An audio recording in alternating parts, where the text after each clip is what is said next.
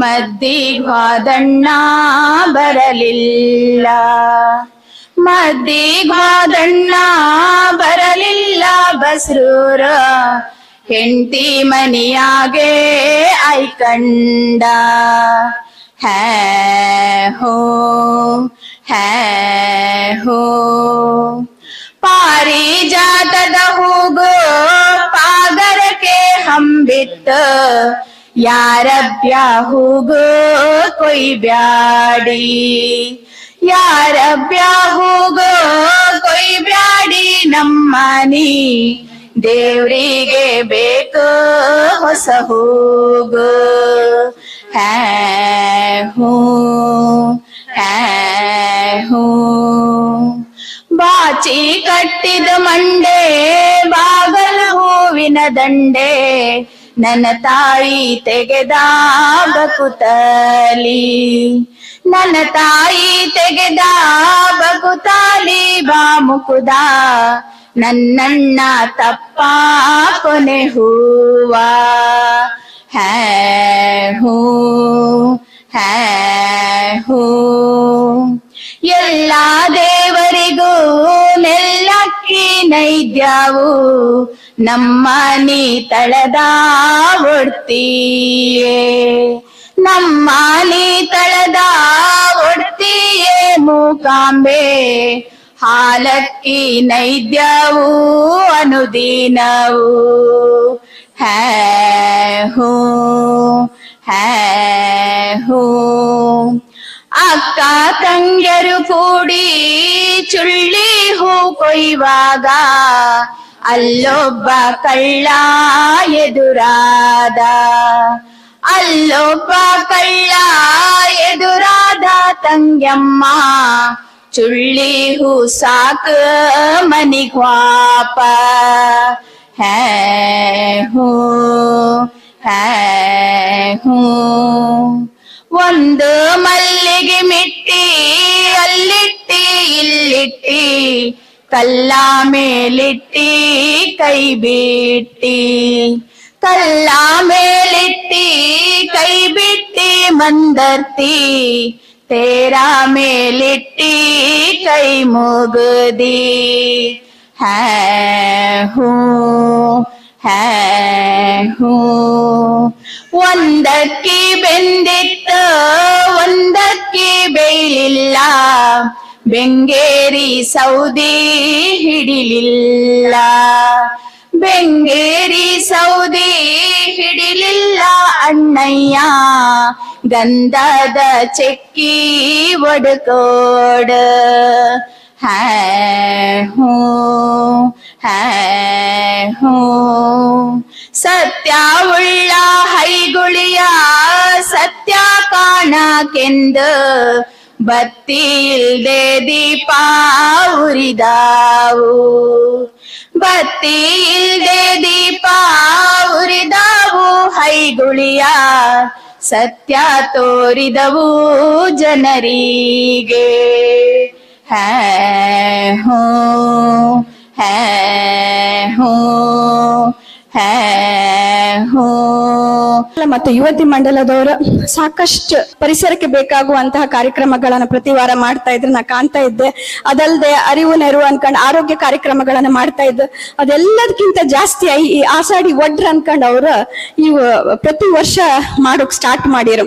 ಇದು ಬಹಳ ಬಹಳ ಮುಖ್ಯ ಅಂತ ನಂಗೆ ಅನ್ಸುತ್ತ. ಎಂತಕಂದ್ರೆ ಇವತ್ತು ಕಾಣಿ ಎಲ್ಲ ತಿಂಡಿ ಇದೆಲ್ಲ ನಾವೀಗ ಮಾಡುದ ಬಿಟ್ಟಿತ್ತೇನು. ಈಗ ಬರೀ ಚಪಾತಿ ಕೂರ್ಮಾ ನಾರ್ತ್ ಇಂಡಿಯನ್ ಊಟ ಎಲ್ಲ ಮಕ್ಕಳೆಲ್ಲ ತಿಂಬುದದ್ರಲ್ಲೇ ಇರ್ತಾರೆ. ಅದ್ರಲ್ಲಿ ಪತ್ರೊಡಿ, ಕೆಸಿನ ಸೊಪ್ಪಿಂದ ಚಟ್ನಿ, ಕಡೆಗೆ ಹೋಳಿಗೆ, ಅದೆಲ್ಲದೂ ಕೂಡ ಈ ಆಷಾಢಿ ತಿಂಗಳಲ್ಲಿ ನಮ್ಮ ಪರಿಸರದಲ್ಲಿ ಬೆಳೆಯುವಂತಹ ಒಂದು ಗಿಡದಿಂದ ಮಾಡಿರುವಂತದ್ದು. ಆಷಾಢಿ ತಿಂಗಳಲ್ಲಿ ಅದನ್ನ ತಿನ್ಕ, ಯಾಕಂದ್ರೆ ಅದರಲ್ಲಿ ರಸ ನಮ್ಗೆ ರೋಗ ನಿರೋಧಕ ಶಕ್ತಿಯನ್ನು ಕೊಡುತ್ತೆ. ಅದು ಆಕ್ಚುಲಿ ಹಂಗಪ್ಕೊಯ್ ಆಷಾಢಿ ಒಡ್ರ ಅಂದ್ರೆ ಆಷಾಢಿ ತಿಂಗಳಲ್ಲಿ ಬರುವಂತಹ ತಿನಿಸುಗಳನ್ನ ಮಾಡಿ ತಿನ್ಕಂದ್ ಹೇಳಿ. ಹಂಗಾಗಿ ಅದನ್ನೆಲ್ಲವನ್ನು ಅನಾವರಣ ಇದೆಲ್ಲ ನಮ್ಮ ಅಜ್ಜಿ ಮಾಡ್ತಿದ್ದೀರ. ಅದನ್ನ ಕಂಡು ಖುಷಿ ಆಯ್ತು. ಮಣ್ಣಿ ಇತ್ತ, ಗೋಧಿ ಮಣ್ಣಿ ಮಾಡಿ ಇಟ್ಟಿರ, ಬಹಳ ಖುಷಿ ಆಯ್ತು. ಇದು ಬೇಕಾಗಿದ್ದು ಬಹಳ ಮುಖ್ಯ ನಮ್ಮ ಮಕ್ಕಳಿಗೆ, ನಮಗೂ ಕೂಡ. ಆಮೇಲೆ ಕೆಲವೊಂದು ಹಳೆಯ ವಸ್ತುಗಳ ಒಂದು ಅನಾವರಣ ಮಾಡಿರೋ ನಮ್ಮ ಶ್ರೀಲತಾ ಮೇಡಮ್ ಅವರು. ಸೊ ನಾವು ಗದ್ದಿ ಬದಿ ಕಾಂತಿಪು ನಮ್ಮ ಅಜ್ಜಯ್ಯನ ಮನೆ ಬಡಾಕೆರಿ, ಅಜ್ಜಯ್ಯ ನಟ್ಟಿ ಗಿಟ್ಟಿ ಎಲ್ಲ ಮಾಡ್ತಿದ್ರು. ನಾವು ಸಣ್ಣಕ್ಕಿಪ್ಪತ್ತಿ ಅವರೊಟ್ಟಿಗೆ ಹೋಗಿ ಎಲ್ಲ ನಟ್ಟಿ ಎಲ್ಲ ನಡ್ತಿದ್ವಿ. ಹಂಗಪ್ಪ ನಂಗೆ ಅದ್ರದ್ದು ಟೇಸ್ಟ್ ಗೊತ್ತಿದ್ ಹ್ಯಾಂಗ್ ನೋಡುದು, ಇದು ಎತ್ತಿನ ಗಾಡಿ ಅಂದ್ರೆ ಅಂತ, ಅದು ಕಟ್ಟೋಕೆ ಅಂತೆಲ್ಲ ಬೇಕು, ಅದೆಲ್ಲದು ನಮ್ ಗೊತ್ತಿಪ್ಪದಿಂದ ನಮ್ಮ ಮನೆಯಲ್ಲಿ ನಮ್ ಗಂಡನ ಮನೆಯಲ್ಲೇ ಕೊಪ್ಪರ್ಗಿ ಇದಿತ್ತು ಇದು ಮಾಡೋದು. ಹಂಗ ಕೊಪ್ಪರ್ಗಿ ಕಂಡದ ಎಲ್ಲ ನೆನಪತ್. ಯಾಕಂದ್ರೆ ನೀವು ಎಷ್ಟೇ ದೊಡ್ಡ ವ್ಯಕ್ತಿ ಆಗ್ಲಿ, ಯಾವುದೇ ಒಂದು ಸ್ಟೇಜ್ ಅಲ್ಲಿ ನೀವು ಹೋಗ್ಲಿ, ನಿಮ್ಮ ಮೂಲಭೂತ ಅಥವಾ ನಿಮ್ಮ ರೂಟ್ಸ್ ಅನ್ನ ನೀವು ಯಾವತ್ತೂ ಬಿಡುಕಾಗ. ಯಾಕಂದ್ರೆ ನೀವು ಎಲ್ಲಿಂದ ಬಂದಿದ್ರಿ ಅದನ್ನ ಗಟ್ಟಿಯಾಗಿ ಇಟ್ಕೊಂಡ್ರೆ ಮಾತ್ರ ನಿಮ್ಗೆ ಬೆಲೆ ಮತ್ತೆ ನಿಮ್ಗೆ ಸಕ್ಸಸ್ ಸಿಕ್ಕತ್ತಂತ ಹೇಳಿ ನಮ್ಮ ಪಂಚವರ್ಣದವ್ರು ತೋರಿಸಿಕೊಟ್ಟಿರೋ. ಎಲ್ರು ಇದನ್ನ ಪ್ರತಿ ವರ್ಷನೂ ಇನ್ನೂ ಗಮ್ಮತ್ತಲ್ಲಿ ಮಾಡಿ ಅವರ ಮಹಿಳೆಯರ ಒಂದು ಹುರುಪಿರ್ಬೋದು, ಅವರ ಒಂದು ಎನರ್ಜಿ ಇರ್ಬೋದು, ಇದೆಲ್ಲದೂ ಕೂಡ ಮುಂದಿನ ಜನರೇಷನ್ಗೆ ಅಥವಾ ಮುಂದಿನ ಪೀಳಿಗೆಗೆ ಇದೊಂದು ಎಂತ ಹೇಳ್ತಾರೆ ಮೋಟಿವೇಶನ್ ಅಂತ ಹೇಳಕ್ಕ. ಬತ್ತಿ ಇಲ್ದೆ ದೀಪ ಉರಿದವು ಹೈಗುಳಿಯ, ಸತ್ಯ ತೋರಿದವು ಜನರಿಗೆ.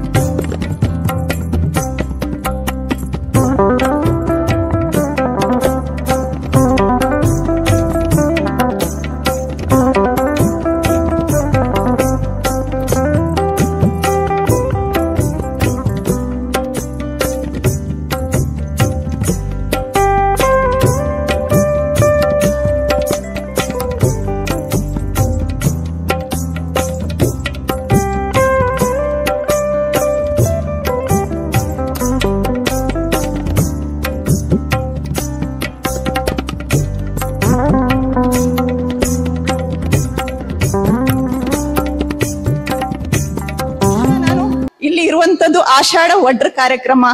ಆದ್ರೂ ಒಂದ್ ಮಾತನ್ನ ಇಲ್ಲಿ ಉಲ್ಲೇಖಿಸ್ಲಿಕ್ಕೆ ಇಷ್ಟಪಡ್ತೇನೆ.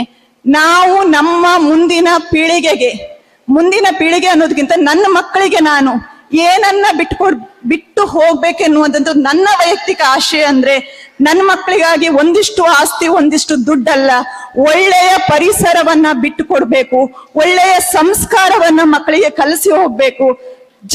ನಿಜವಾಗ್ಲಿ ನಾನು ಹೇಳ್ತಾ ಇದ್ದೀನಿ, ಈಗಿನ ಕಾಲಘಟ್ಟವನ್ನ ದಿನನಿತ್ಯ ಅವಲೋಕಿಸಿದಂತ ಸಂದರ್ಭದಲ್ಲಿ ಹಣ ದುಡ್ಡು ಇದ್ರೆಲ್ಲಕ್ಕಿಂತ ಮುಖ್ಯವಾಗಿ ಸಂಸ್ಕಾರ, ಬದುಕುವ ರೀತಿ, ಬದುಕಿನಲ್ಲಿ ಧೈರ್ಯ, ಗಟ್ಟಿತನವನ್ನ ನಮ್ಮ ಮಕ್ಕಳಿಗೆ ನಾವು ಕಲಿಸ್ಕೊಂಡು ಹೋಗ್ಬೇಕಾಗ್ತದೆ ಎನ್ನುವಂತ ಆಶಯವನ್ನ ವ್ಯಕ್ತಪಡಿಸ್ತಾ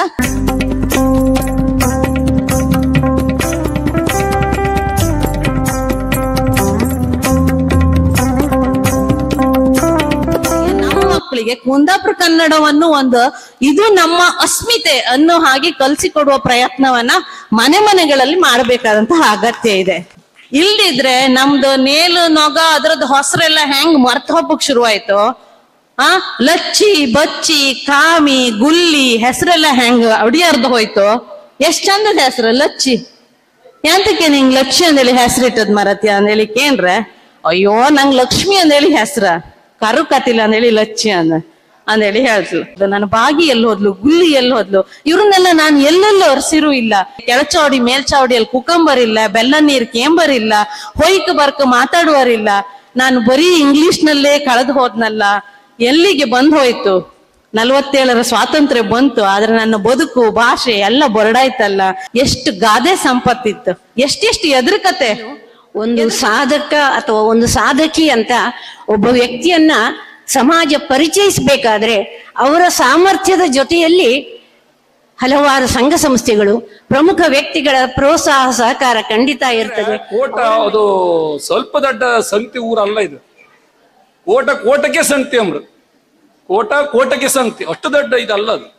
ಯಾಕಂತ ಹೇಳ್ರೆ ಜ್ಞಾನಪೀಠ ಪ್ರಶಸ್ತಿ ಸಿಕ್ಕದ್ ಕ್ವಾಟ್ಗಲ್ಲ ಮಾರ್ರೆ. ಹಂಗಾರೆ ಬಾಕರೆಲ್ಲ ಕೊಡ್ಲಿಕ್ಕಿರ್ತಾರೆ. ಎಂತೆಂತ ಜನ ಇಲ್ಲ ದೊಡ್ಡ ದೊಡ್ಡ ಮನುಷ್ಯರು. ಯಕ್ಷಗಾನವನ್ನ ಮೊದಲು ಮೈ ತುಂಬ ಬಟ್ಟೆ ತ್ವಾರ ಇದಿತ್ತಂಬ್ರ ವೇಷ ಅಲ್ಲ. ಶಿವರಾಮ್ ಕಾರಂತದ್ನೆಲ್ಲ ಸೌರಿ ಶಾಣದ ಮಾಡುದು. ಈಗ ಕಾಣ ಇಷ್ಟು ತಿಂಡಿ ಎಲ್ಲ ಮಾಡಿರು. ಇದೆಲ್ಲ ಇವತ್ತಿನ ಜನರೇಷನ್ ಇನ್ನು ಮುಂದಿನ ಮಕ್ಕಳಿಗೆ ಗೊತ್ತಿಲ್ಲ. ಅದೆಲ್ಲ ಮಾಡಿದಾರೆ. ಮಕ್ಕಳಿಗೆ ಹೇಳಿಕೊಡಿ. ಎಂತಾದ್ರೂ ಉಪ್ಪಿನೋಡಿ ಮಾಡಿಕೋರು ಒಂದು ಹೇಳಿಕೊಡಿ ಅಂದೇಳಿ ಹೇಳುದು. ಒಂದು ನೀವೆಲ್ಲ ಬಂದಿರಿ ಹಂದಟ್ಟರಿಗೆ ಒಂದು ಮೊದಲು ನಾನು ಇನ್ನೊಂದ್ಸಲ ನಮಸ್ಕಾರ ಮಾಡ್ತೇನೆ. ಯಾಕೆ ಗೊತ್ತಾ, ನಿಮ್ಮ ಸಹಕಾರ ನಮ್ಗೆ ತುಂಬಾ ಇತ್ತು ಮಾರ್ರೆ. ಹಾಗೆ ನಮ್ಮ ಸಂಸ್ಥೆ ಎಲ್ಲಾ ಮಹಿಳೆಯರ ಮನೆಗಿದ್ದು ಬದುಕೆಲ್ಲ ಬದಿ ಬಿಚ್ಚಿ ಇವತ್ತು ಒಂದ್ ದಿವಸ ಪುರ್ಸೋತ್ ಮಾಡ್ಕೊಂಡು ನೀವೆಲ್ಲ ಸಾಧಾರಣ 10 ದಿನದ ಆಯುಷ್ಯ ಜಾಸ್ತಿ ಆಯ್ತು ನಿಮ್ಗೆ ಇವತ್ತು ಈ ಕಾರ್ಯಕ್ರಮದ ಇಪ್ಪಕ್ಕೂ ಎಲ್ಲರಿಗೂ. ಯಾಕಂದ್ರೆ ಮನುಷ್ಯನ ನಗು ಮತ್ತೆ ಅವನ ಖುಷಿಯ ಜೀವನದಲ್ಲಿ ಆಯುಷ್ಯ ಜಾಸ್ತಿ ಆಗ ಬದಿ ಸೇರೋಕ್ಕಾಗ ಬದಿ ಸೇರು ಮೂಲಿ ಸೇರ್ತಂತ್ರಲ್ಲ ಹಾಗೆ. ಹಾಗಾಗಿ ನಮ್ಮೂರ ಮೇಲೆ ನಮ್ಗೆ ಅಭಿಮಾನ ಇರ್ಕ, ನಾವೆಲ್ಲರೂ ಗಮ್ಮತ್ತಿಗೆ ಇರ್ಕ, ನೆಗೆಡ್ತಿರ್ಕ. ಮತ್ತೆ ನಮ್ಮ ಪಂಚವರ್ಣ ಸಂಸ್ಥೆ ಬಗ್ಗೆ ನೀವೆಲ್ಲರೂ ಇಟ್ಟಂತ ಗೌರವ ಮತ್ತೆ ನಮ್ಮ ಎಲ್ಲರ ಹೋರಾಟ ಇದೇ ರೀತಿ ಇರುತ್ತೋ. ಜವಾಬ್ದಾರಿ ಜಾಸ್ತಿ ಇತ್ತು. ಸಂಘ ಸಂಸ್ಥೆ 28 ವರ್ಷ ಆಯ್ತು ನಮ್ಮ ಸಂಸ್ಥೆಗೆ. ನಾವೊಂದು ಮಧ್ಯದ ವಯಸ್ಸಿನ ಸಂಸ್ಥೆ ಇದು. ಆದ್ರಿಂದ ನಾವು ಮಾಡ್ತಿರೋ ಕೆಲಸ ಒಳ್ಳೇದು ಕೆಟ್ಟದ್ದು ಗೊತ್ತಿಲ್ಲ, ಆದ್ರೆ ನಾವು ಮಾಡ್ತಾ ಇತ್ತು. ನಿಮ್ಮೆಲ್ಲರ ಸಹಕಾರ ಇರ್ಲಿ. ನಮ್ಮ ಸಂಸ್ಥೆ ಬಗ್ಗೆ ನಿಮ್ಮೆಲ್ಲ ಆಶೀರ್ವಾದ ಅನುಗ್ರಹ ಸದಾ ಇರ್ಲಿ. ಹಾಗೆ ನಮ್ಮೆಲ್ಲ ಸದಸ್ಯರಿಗೂ ಆ ದೇವರು ಒಳ್ಳೆ ಆರೋಗ್ಯ ಮತ್ತೆ ಆಯುಷ್ಯ ಕೊಡ್ಲಿ. ಎಲ್ಲರೂ ನಗ್ನಗ್ತಿರ್ಲಿ, ಖುಷಿಯಿಂದಿರ್ಲಿ ಅಂತ ಹೇಳ್ತಾ ನಾನು ಮಾತನ್ನು ಮುಗಿಸ್ತೇನೆ. ತಡ ಆಯ್ತು.